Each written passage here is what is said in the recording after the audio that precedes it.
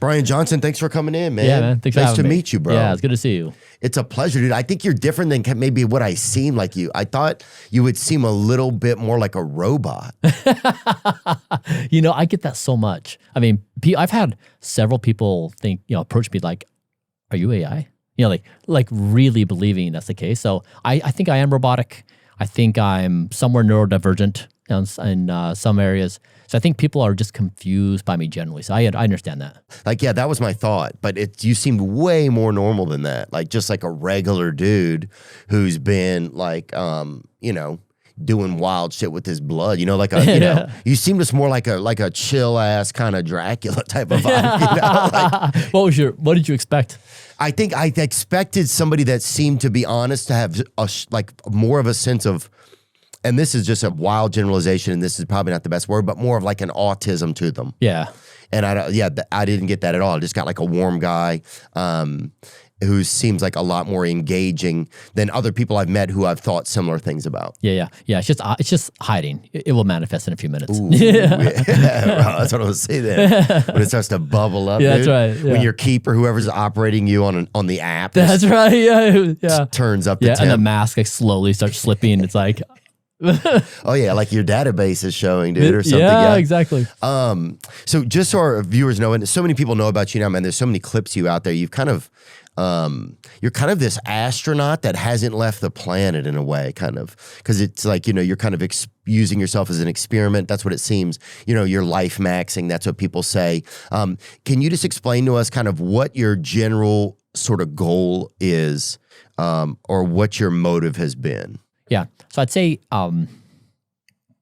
here's an example for you. In 1870, the big talk of the town was there was this divide over this guy who had ideas that the reason why the reason why people were getting sick and dying is because of these microscopic objects called bacteria. And half the town was like, "That's stupid as fuck. What are you talking about?" The other half was like, "Honestly, that could be legit." Now, like, they didn't have the ability to see these microscopic objects, but it turned out it's true. These microscopic objects are called bacteria, right? They can cause infection. So if you don't wash your hands in between surgery or when you're maintaining hygiene practices, you get infection and increase your risk of dying. And so that's the kind of example where a new idea showed up. It was seen as crazy. And eventually it turned out to be true. And now today we're like, oh, of course. Like that happens every year. Every year. Yeah, exactly. And so the idea I'm basically suggesting to the world is that we've reached a point of humans on the planet where we may not die. Now that sounds batshit crazy. Whereas in we can live forever. Not even forever, right? Because it's kind of a concept we understand. It's just that we might be able to extend our lifespans to horizons where we can't really imagine. For example, like 150, 200, 500, 1,000, like some number we don't even know that breaks our brains. So it's just not like a 70-year expectancy, right? It's something much longer. And it could be the case that as our lifespans are extended, they get longer and longer and longer and longer, and we can't quite see the end horizon. So that's what I'm suggesting is we are at that point with technology. We may be the first generations of humans who don't die. Now, if that's the case, everything changes. And so that's what I've been trying to do is to say, if that is the case, how does a human behave? What do they do? And so that's why it's so controversial, is because you take status quo and it's like, if we're all going to die anyways, well, bro, you might as well, right? Like do all the stuff people do today. Right. Drink PBR or whatever, floor it, send it, Yeah, exactly. Yeah, knock up some woman or man now. I think you can even knock up. You're like, what's happening? Yeah. But I see what you're saying. So like, if you got to the finish line and they're like, oh, you can't cross the finish line anymore. Yeah. You're like, oh, if I'd have known that, I would have ran the race. Exactly right. So differently. Exactly. Or back in 1918. I would have taken my time along the race. Instead, now I'm just standing there at the finish line, decrepit or like with, just like aftermarket pieces and stuff. Yeah. And I would have done it differently. That's right. So like right now, like you basically, if everybody dies, then you're playing a game of YOLO. And so then your game of YOLO is like, okay, what am I willing to, well, I'm willing to trade life for what? And so for example, in the world I came from, entrepreneurship, the playbook is you don't sleep, you don't take care of your health, you run yourself ragged, you try very hard to make a whole bunch of money, but in doing that, you burn yourself to a crisp. Yeah. Right? And then you end up and you're like fat, you're like 40 years older than when you started. Your family's falling apart. You're a crisp, or you don't have one. Exactly. But you're just burnt to a crisp. That's what happened to me. And so you basically say, I'm willing to trade life for this money, because there's this idea of if you have money, then you get blank. And so you're making this explicit trade-off. I'm willing to trade my conscious existence for money. And I'm saying that trade no longer makes sense. It no longer makes sense to die for something like that. Now, we all have like practical things. We need to pay our bills and stuff like that. But I'm trying to basically say we're a society that has built a society of die, and I'm working on don't die as the new way of being human. So that's like the gist of it.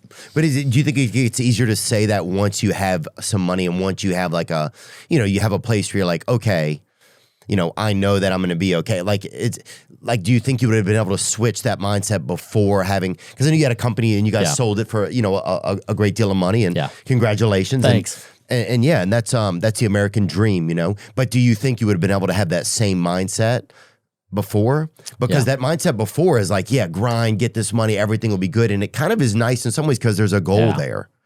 Do you think you could have had it before, or is it easier to have now? Yeah, I mean, there's two parts to this. One is I'm saying that like fast food companies like McDonald's and Wendy's, they're evil. They use science to make food that addicts you to their food, right? They're building addiction. For sure. Social media algorithms, they're building addiction, right? Vape, porn, alcohol, smoking, like basically as a society, we have a predator-prey relationship where companies prey upon individuals with the best science and technology possible and extract from them life for profit. And so first of all, the observation I'm saying is, hey, companies, stop being evil. Like, don't use your powers to make people addicted, to make them, to take their life from them. And then two is, I don't want to blame people, because I know it's easy for me to say this once I've been on the other side. So one, I'm just trying to say like, hey, this is fucked up. Right. Number two is I try to be a really positive role in people's lives to say like, if you're ambitious and you do want to make a whole bunch of money, for example, here's a playbook, right? Like the idea that you're better off working 18 hours a day and sleeping 4 is just scientifically wrong. I got it. Right. So like if you're going to work really hard, make sure you get 8 hours of sleep, make sure you do a little bit of exercise, eat well, but you're not going to be doing yourself a favor if you're eating trash, right? Not sleeping well and not working out. Like it makes your system, like for an engineer, it means like nobody wants to write shitty code. If you don't take care of yourself, you are shitty code. So like don't be shitty code and try to build life. And so those are the two things. But I want to be very clear, like I'm not blaming people. We just live in I don't think it sounds like that. We live in a fucked up society. Yeah. And I'm trying to call attention to the fact that like the system you're playing in is not a good one. And it's heavily stacked against people, and especially if there's a lot of things where it is addiction based. It's like, but they know there's so much information now of how to get you addicted down to the molecule, down to like the moment of what you're looking at on your phone. That it really is a war. It's a battle for your preservation. It's like it used to be that, the man had to wake up and he had to know where the predator was, where the apex predators are. And now the apex predators are they're in our homes, they're in our hands. And it really is. It's still it's a battle. And that is a battle. It's like if you want to take it on, and then some days and moments and some people's lives are like, I don't really want to take that battle on. And that's kind of okay too. But I think knowing that the battle is there is pretty, at least makes it that all the cards are on the table. So with this project, we have been, so basically. What project? My project Don't Die.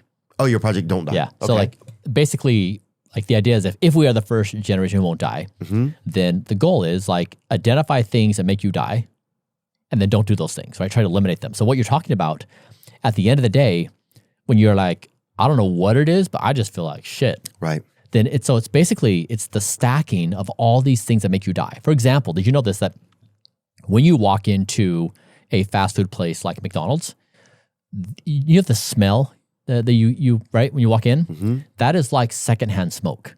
It's the aerosolized oils. Yeah. So like that's Ronald McDonald's cologne, baby. It is his cologne. That shit is that's wild. Creepy. You know what? That's creepy as fuck. Very wow. creepy. Because he's got that play place in the back. Oh my God. That is dystopic. Holy shit. I didn't think about that. It is, huh? So like that is one example. So we track 250 things in our society that make me die. And so and when you go about your day. With this project, don't die. Exactly. So you guys track 250 things that make you die. Yeah. So basically when I started doing this, we said, okay, like, are we the first generation who won't die? Okay, let's take that as a premise. Okay. So then I hired a team of doctors and we got to work. And so we went through all the scientific evidence. We said, like, what does the scientific evidence say about longevity and things that make you die? And then I measured every organ in my body that I could. Like, we would go through and say, what is the age? So I was 42 years old when we started. Mm-hmm. So I said, like, what is the biological age of my heart? Because your biological age can be different than your chronological age. Okay. So for example, like my left ear is age 64.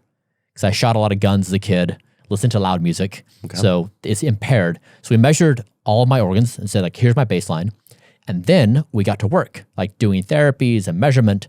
And so I became the most measured person in human history. There's more data on my body than any human's ever lived. Wow. And so in doing that, we just found out, like, what kills the body? You know, like, do microplastics harm the body? If so, how?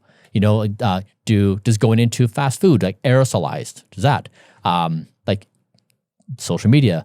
And so it really resonates when you say you go home, like, you don't know why you feel like shit, but after doing this for years, I know why. It's like the stacking of all these things that society has done to make a profit. And then it's just like, you're the collateral damage. But it's like, we've built a society of die. And that's what sucks about it. So I never want to approach it to say, like, hey, you individual, like, you get off your phone or you stop doing these things. It's like, the system's broken. Right. And that's what's cool about this moment is, if we do see this moment is like, this is like 1870, bacteria is present. Do we believe this crazy idea or not? Like, this could be like, it would change everything. So like, we'd transform ourselves as a society. Yeah, I love that idea because, yeah, when you put it like that, it gives you more of a hope. It gives it more of like a this universal type of thing that's going on. And I feel that. I feel like there's a lot of people questioning everything right now. Like, is this good for me? Why did I believe all these companies? Why did I believe that the government and the FDA and the EPA, that they were looking out for me? It's obvious now from so many trials and corporate interests that they weren't. You know, there's all these things that none of that was happening.